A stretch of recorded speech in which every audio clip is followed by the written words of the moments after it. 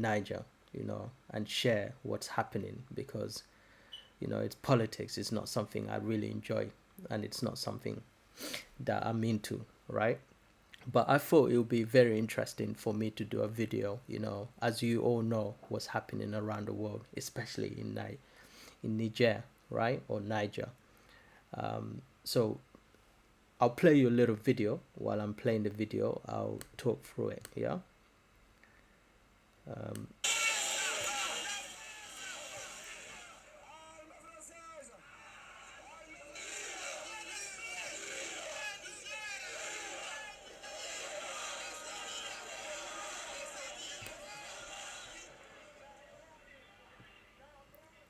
Vraiment, maintenant, nous sommes libres aujourd'hui. Personne n'a pensé que ce jour allait arriver. Et voilà enfin que le peuple nigérien est libre de ses mouvements.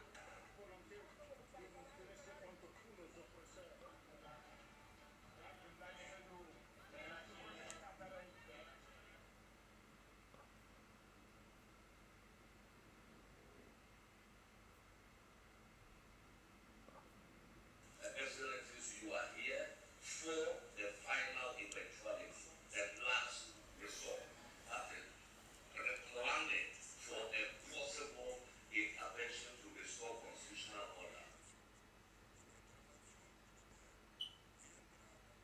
Le Conseil national pour la sauvegarde de la patrie rejette en bloc ces sanctions et refuse de céder à toute menace et d'où qu'elle vienne. Nous refusons toute ingérence dans les affaires intérieures du Niger.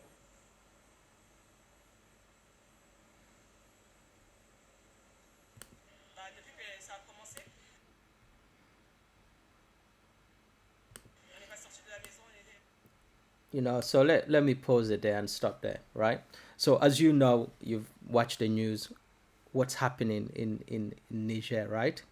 So if we look at the world map, look where Niger is, right? It's pretty much in the middle of West Africa, right?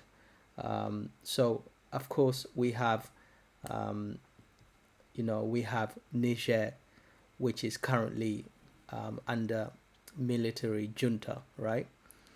And then if you go next door neighbor, we have Mali, which is also under military, right? And then of course you have the great Burkina Faso, your Sankara people, who's also under military junta, right? And then next to it, your Guinea Conakry with Ahmed Sékou Touré, who also has a military junta going on there. Chad had one, right? And let me clear this. And what's happening in Sudan? As we know, history, they've divided Sudan from north and south, right? But now everything is happening here, right?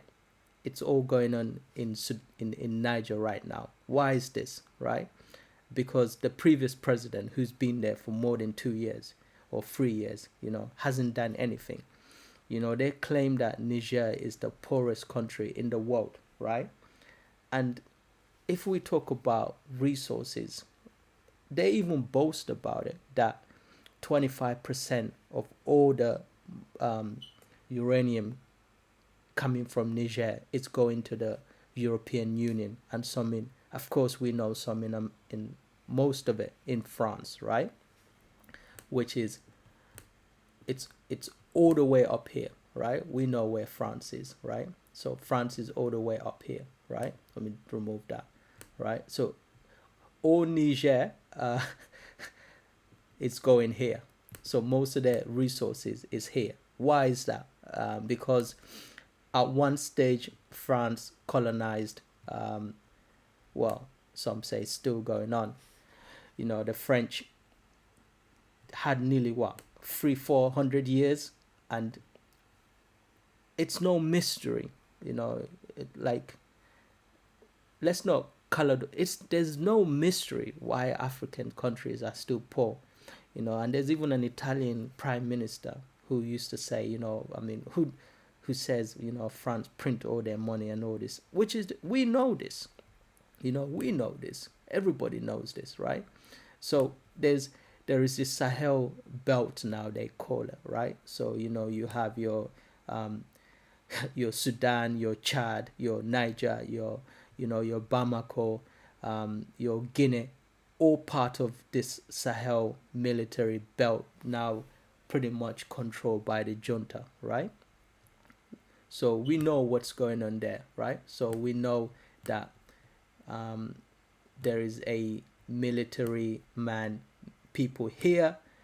There's So look at where the country that military there, and then if we go to Chad, had a military recently, what, 2 3 years ago. um, if you look now, Niger has military. Now Mali has military. um, Burkina Faso has military. um, and of course Guinea has military, right? So it's a hot mess, right? And who's head of the ECOWAS? It's the president of Nigeria, right? So let's let's give them a different color, right? So ECOWAS, which is the Lagos of Treaty, um, is pretty much an economic community of West Africa. No, so they've recently, well, last week, they've sanctioned them, right? They said that we're gonna give you a deadline, right? If you don't um, bring back the old guy, the old president, right? We're going to pretty much military intervene. That's what they say they're going to do, right? Let me delete all this thing. They're going to military intervene, right? So this is ECOWAS speaking, right? And who's ECOWAS, right? So again, a bit of a hypocrisy from ECOWAS, right? Because when it's an first it's an I don't know how they managed to be, maybe there's something we don't know. um, it's an economic community, you know that's the whole point of ECOWAS, as far as I know, right? It's an economic community, right? And let's go back to the map, right? So they're an economic community.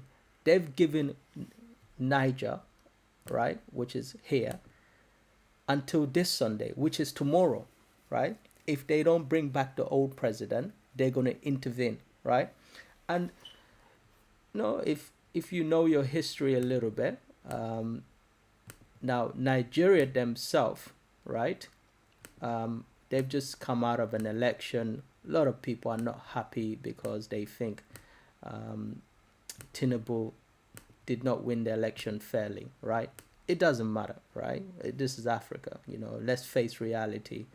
There's the America, Trump is saying that the election wasn't fair, and it's just it's politics, right? We know it's politics. If the so-called developed world, someone like Trump is saying that someone stole the election, it's nothing new underneath the sun, right?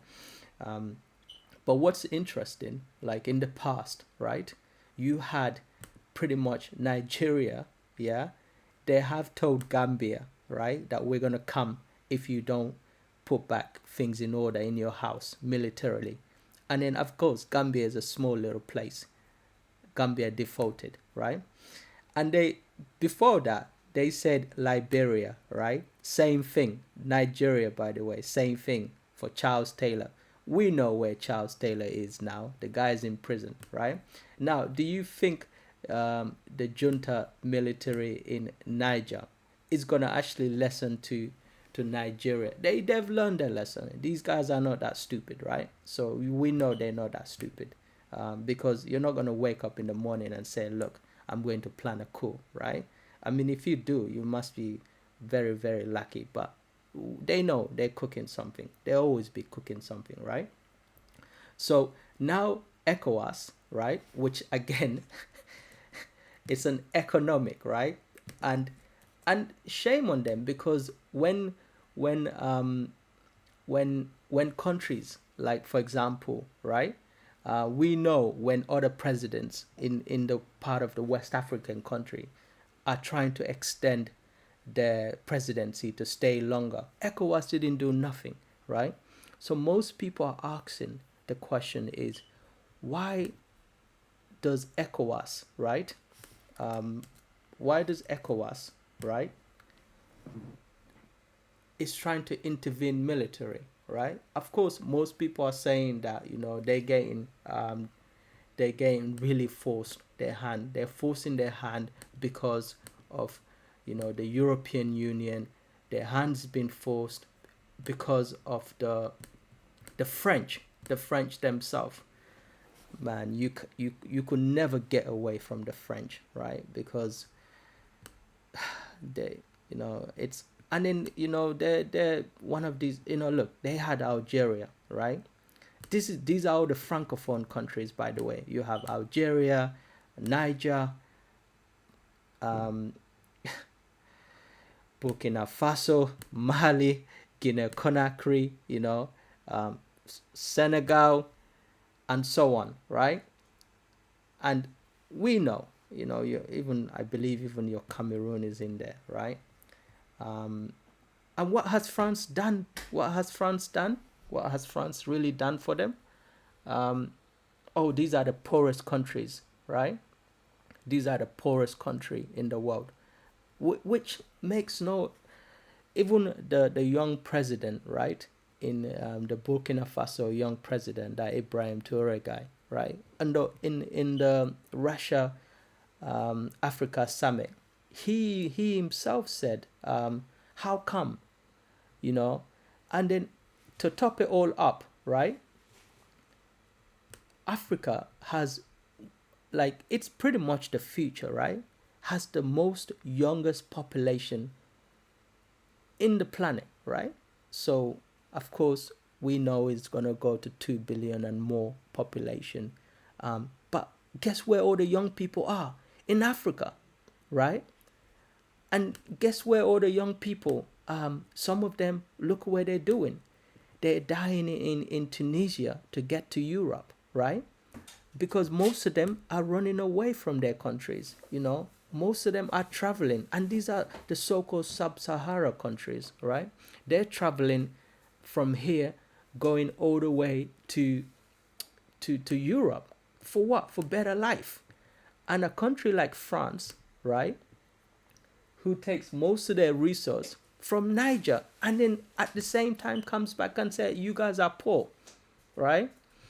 So even if people say, you know what, this is all gameplay from America, and even to top it up, right?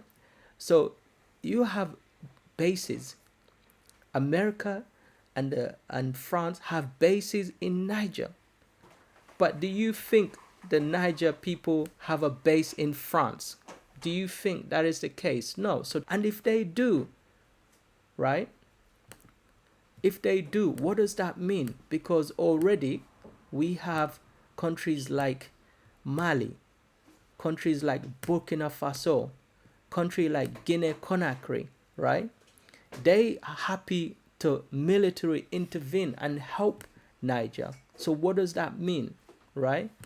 So it will mean that country like Guinea, Burkina Faso, Niger, right? So, right, these, and also they thinking themselves of doing a federation. Like, of course, Mali is already getting French, removing French as their main official language, and these two countries, Mali and Burkina Faso, say they will help Niger. They will come in and help Niger if Nigeria intervene military.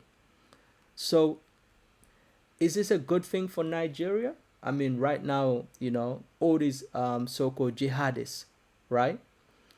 That the French has been there for 10 years, still haven't solved, right? And we talk about Wagner, same thing. They've been there, still haven't solved, right? But they're there.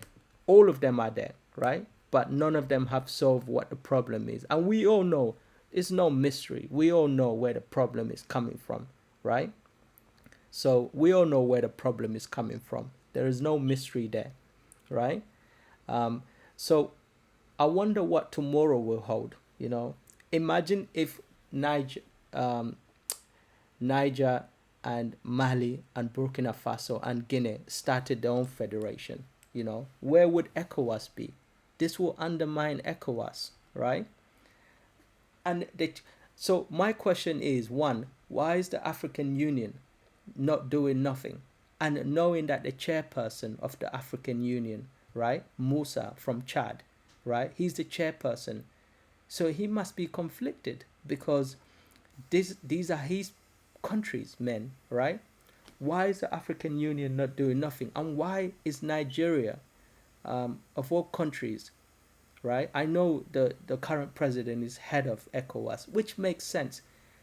But why would you do a military intervention? And then also, usually what would happen is that they will give you a sanction, or they say we're going to sanction you, and then it takes time, and then they'll do it. But he's already cut down electricity, one.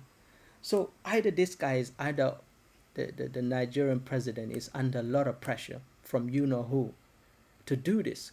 But does it make sense for him to do that when he's Nigeria and Niger are borders. They're landlocked together. What does that mean? And these guys, by the way, your Niger, your Mali, your Burkina Faso, these guys been fighting for nearly 10 years. So they military ready, right? And of course, we all know, truth be told, and I always believed Nigeria should be a superpower of West Africa. They should lead the way because they are the strongest economy and they have the strongest economy, and it's right. They are leading. They should lead the way, but not militarily.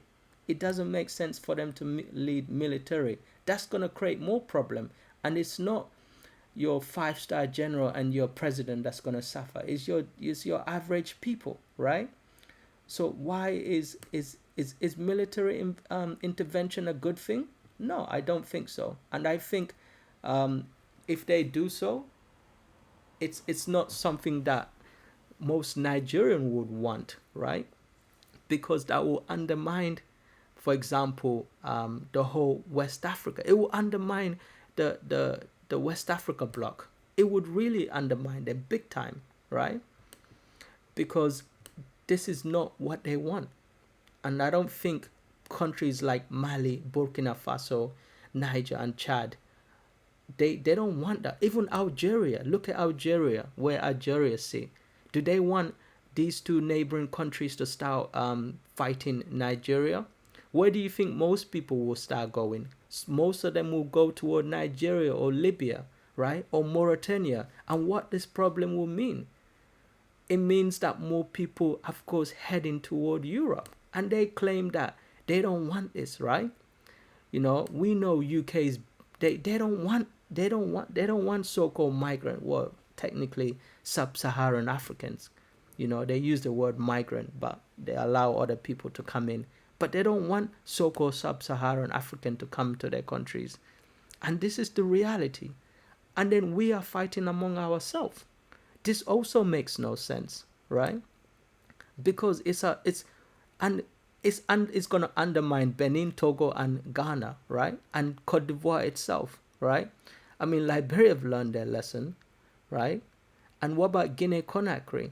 They have no choice because these guys are all military men. They are somehow connected. They might not necessarily know each other, but I could guarantee you it's a threat to them. If Nigeria intervene and succeed putting down Niger, Mali and Bamako, they will start thinking twice. Even Guinea-Conakry, am I next in line? And of course, once you hold power, you wouldn't want to let it go easily, right? And I think this is where someone from the head of one of these countries should have an African summit, come together, and stop this madness because it's not helping. And a lot of young people in Africa are frustrated, right? They're really frustrated, right? And I think this is where we need to come together, and especially Nigeria. They shouldn't military intervene. I don't think that's a good start, right? And we'll know tomorrow because tomorrow is the final day we would know tomorrow. And I think it will be very, very interesting to see what's happening. Yeah, it will be very, very, very interesting to see what's happening. So, guys, I'm gonna leave it there. I think I've spoken too much. Give me a comment, give me your thoughts, tell me what you think. Like and subscribe. I actually created this little map using JavaScript and HTML. So if you like it, I'll send it to you. Uh, I was trying to, I watched a video from some, anyway, it doesn't matter. But I'll improve the map as time goes on. Maybe this is the format I'll follow. um, you know like, shares, and tell me what you think. I mean, I would really be interested to hear what you guys think. Yeah. All right then, guys, well, take care. Well, we'll see tomorrow what happened.